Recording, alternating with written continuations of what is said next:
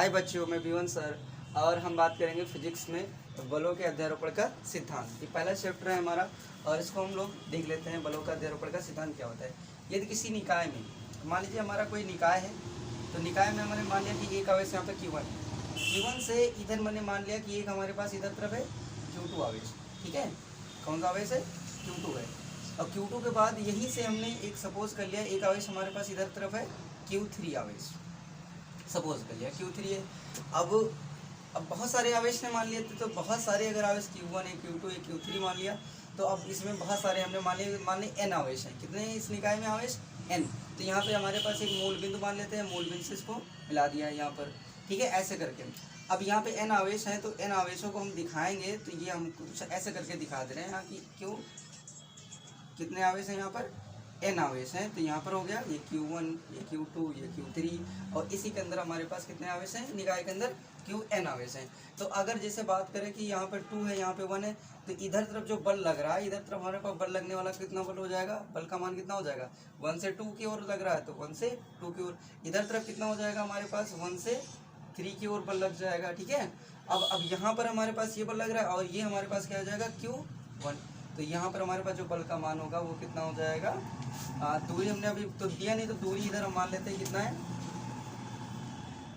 R12 है।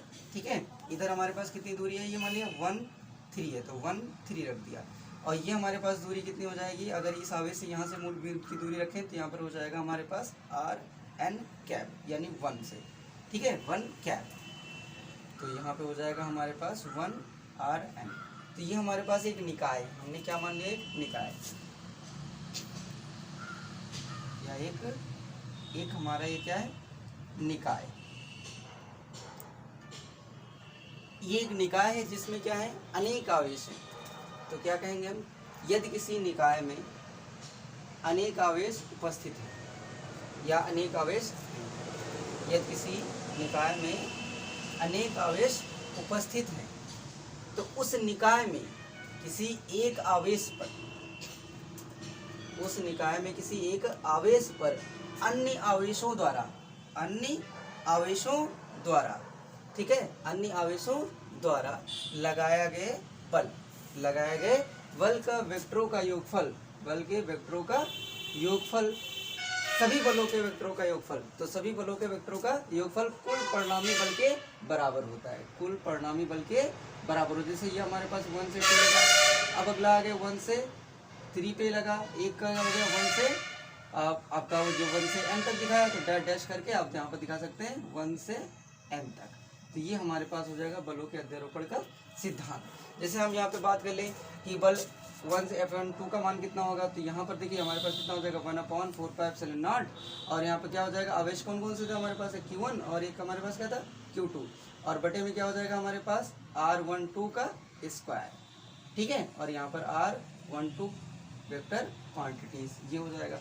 इसी प्रकार हम और भी लिख सकते हैं, सिमिलरली और भी हो सकते हैं। ठीक है, जैसे हम बात कर लें यहाँ पर 1 3 की, तो 1 3 हमारे पास क्या हो जाएगा आपका? यहाँ पर हो जाएगा 1/4πε0 Q1 और Q3 हो जाएगा। तो हम उसे आवेश ले जाएंगे Q1 और Q3। इनके बीच की दूरी कितनी है? R12। इनके बीच की दूरी कितनी है? R13। इसके बीच की दूरी कितनी हो जाएगी? अगर Fn पूछा जाएगा तो आपका F1n लिख देंगे। तो यहाँ पर कितना हो जाएगा? 1 और 3, और यहाँ पर क्या आ जाएगा? का स्क्वायर, यहाँ पर हो जाएगा आपका 1 से 3 कैप। ठीक है, तो ये वेक्टर क्वांटिटीज आ गया। कौन सा? दूसरा बल। अगर हम एक और देखें इसमें, तो कौन सा बल हो जाएगा हमारे पास? अगर 1n1 देखा जाता तो वो बल कितना हो जाएगा? 1/4πε0 Q1, पहला तो Q1 है और यहाँ पर दूसरा आवेश कितना है? Qn है। Q1 और Qn के मध्य के बीच की दूरी कितनी है हमारे पास? 1n r² R1n cap. तो ये हमारे पास हो जाएगा। तो कह रहा है कि इस आवेश पे लगने वाला बल, इन आवेश पे लगने वाला बल यानी अन्य आवेशों के द्वारा, हम क्या कहते हैं?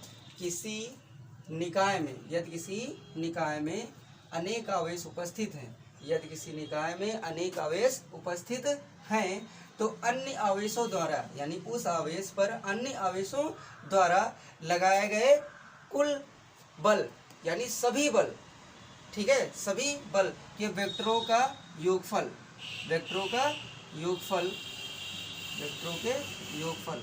अब डैट डैट डैश, इसमें कितने बल लग रहे हैं, F1, ये 3 बल लग रहे हैं, तो तीनों बलों का यानी किसी आवेश पर अन्य आवेशों द्वारा लगाए गए सभी बलों के वेक्टरों का योगफल कुल परिणामी बल के बराबर होता है। इसे क्या कहते हैं, बलों के अध्यारोपण का सिद्धांत कहते हैं। ठीक है।